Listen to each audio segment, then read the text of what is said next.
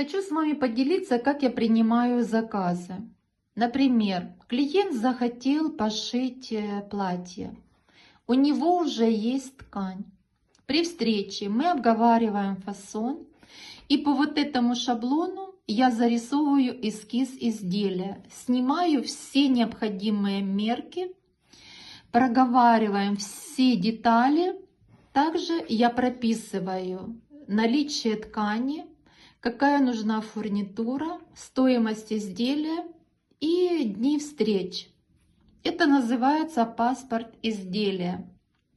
Дальше я разрабатываю выкройку и крою изделия.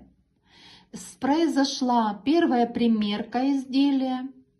Если есть какие-то изменения, я переношу это на выкройку. Таким образом, это именная выкройка клиента.